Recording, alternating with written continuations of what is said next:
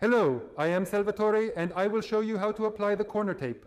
Cut the corner tape to the required length. Overlap the tub sealing tape by at least 50 millimeters.